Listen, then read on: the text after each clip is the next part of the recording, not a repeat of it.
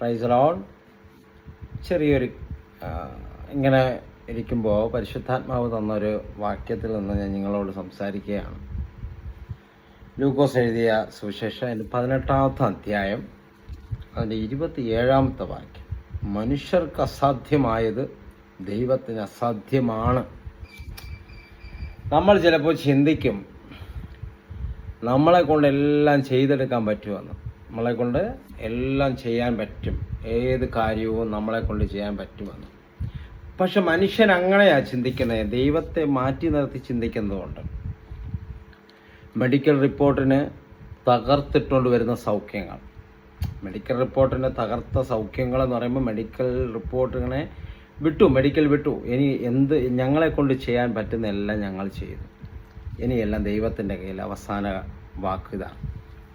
അവിടെ നിന്നാണ് നമ്മൾ ചിന്തിക്കേണ്ടത് ഒരൊറ്റ കാര്യം: ഉയർത്തെഴുന്നേറ്റ് ക്രിസ്തുവിൻ്റെ പ്രകാശത്തിലാണ് ഒരു വ്യക്തിക്ക് സൗഖ്യം നൽകുന്നത്, ഒരു വ്യക്തി എഴുന്നേൽപ്പിക്കുന്നത്.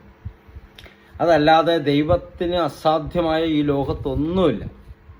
മനുഷ്യർക്ക് അസാധ്യമായത് ദൈവത്തിന് എല്ലാം ചെയ്യാൻ പറ്റും. ഇപ്പം മനുഷ്യനെ കൊണ്ടൊരു മിനിറ്റ് കൊണ്ട് എന്തെങ്കിലും ചെയ്യാൻ പറ്റും? ഒന്നും ചെയ്യാൻ പറ്റില്ല. ദൈവത്തിൻ്റെ സാന്നിധ്യം ഇല്ലാതെ ഒന്നും ചെയ്യാൻ പറ്റുകയില്ല എന്ന് വചനം വ്യക്തമായി പറയുന്നുണ്ട്. അപ്പോൾ എല്ലാം ചെയ്യുന്നത് ദൈവമാണ്.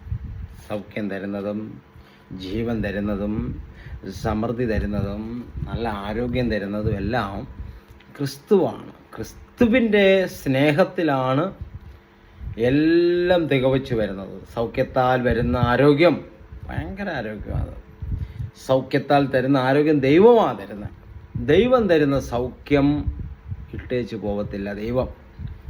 ദൈവം തന്നിട്ടെടുക്കുന്ന ദൈവമല്ല. അതുകൊണ്ട് ദൈവത്തിന് ഈ ലോകത്ത് എന്ത് ചെയ്യാനും ഒന്നിനും അസാധ്യമായിട്ട് ഈ ലോകത്തിലൊന്നുമില്ല. ആ കർത്താവിനെ മുറുകെ പിടിച്ച് അങ്ങോട്ട് മുമ്പോട്ട് നിങ്ങൾ നയിച്ച് നോക്കുക. എല്ലായിടത്തും ജയം ഉണ്ടാവും. എല്ലായിടത്തും ജീവൻ പകരുന്ന ക്രിസ്തുവിൻ്റെ സമാധാനം നമ്മുടെ ജീവിതത്തിലേക്ക് വരുന്നു. അപ്പോൾ നമ്മുടെ ജീവിതത്തിൽ എന്താ വരുന്നത്? നമ്മുടെ ജീവിതത്തിൽ വരുന്നത് ദൈവത്തിലുള്ളതാണ് നമ്മൾ വരേണ്ടത്. ദൈവത്തിൽ എന്തുണ്ട്? ദൈവത്തിൽ സന്തോഷമുണ്ടോ? അത് നമ്മളുടെ ജീവിതത്തിൽ വരും. ദൈവത്തിൽ ജയമുണ്ടോ? അത് നമ്മുടെ ജീവിതത്തിൽ വരും. ദൈവത്തിൽ സൗഖ്യമുണ്ടോ? അത് നമ്മുടെ ജീവിതത്തിൽ വന്നിരിക്കും. അതുകൊണ്ട് നിങ്ങൾ പരാജയപ്പെടാനല്ല ദൈവം വിളിച്ചത്. ദൈവത്തിന് ചെയ്യാനുള്ള പദ്ധതി പ്രകാരം എല്ലാം ഉണ്ട്. സൗഖ്യം, സമാധാനം, സമ്പത്ത്, ആരോഗ്യം, ദൈവജീവൻ, ദൈവസമൃദ്ധി, ദൈവത്തിൻ്റെ ആത്മാവ് നയിക്കുന്നത്, ഇതെല്ലാം ദൈവത്തിൽ നിന്നാണ്. അതുകൊണ്ട് ആരും ദുഃഖിക്കേണ്ട, ആരും വിഷമിക്കേണ്ട. ഇതൊരു ദൈവ വിളിയുടെ പ്രാധാന്യമാണ്.